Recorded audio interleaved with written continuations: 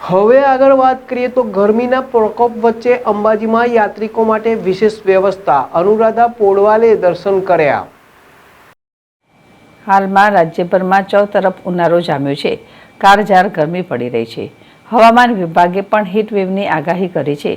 તેને લઈ શક્તિપીઠ અંબાજી પરિસરમાં દર્શને આવતા યાત્રિકોના સ્વાસ્થ્યની સુરક્ષાને લઈ ગરમીથી આંશિક રાહત મળી રહે તેવા પગલાં લીધા છે। અંબાજી મંદિર દેવસ્થાન ટ્રસ્ટ દ્વારા લાઇનમાં આવતા યાત્રિકો માટે એર કુલરની ઠેક ઠેકાણે વ્યવસ્થા કરવામાં આવી છે।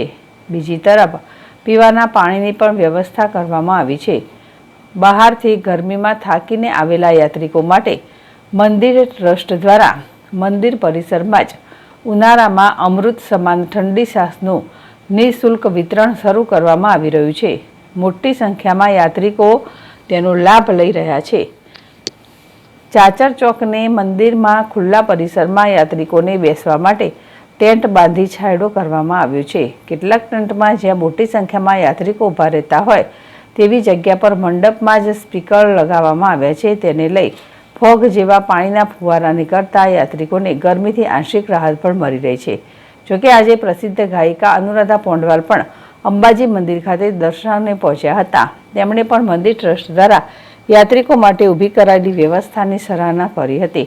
તેમજ અનુરાધા પોંડવાલ દ્વારા પોતાના ફાઉન્ડેશન દ્વારા જે વ્યક્તિઓને કાને ઓછું સંભળાતું હોય તેવા અસરગ્રસ્ત લોકોની સારવાર કરી આપવામાં આવશે તેવા લાભ લેવા માટે પણ અપીલ કરી હતી।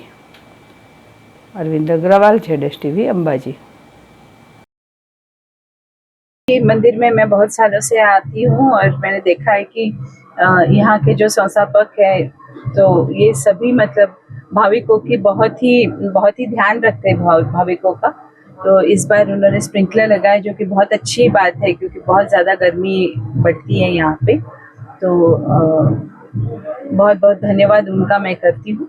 मेरा भी फाउंडेशन है सूर्योदय करके, तो हम गरीब बच्चों को जिनको सुनाई नहीं देता है तो उनको हम हियरिंग एड्स वगैरह देते हैं अगर वो एलिजिबल है तो, या बहुत बुजुर्ग अगर हैं तो उनको भी देते हैं। तो अगर किसी को ज़रूरत है तो यहाँ अंबाजी मंदिर में मोदी जी हैं, तो हाँ एडमिनिस्ट्रेटर मोदी जी हैं, तो उनको कांटेक्ट करें। अगर माने चाह तो हमारी तरफ से जो भी हो सकता है करें।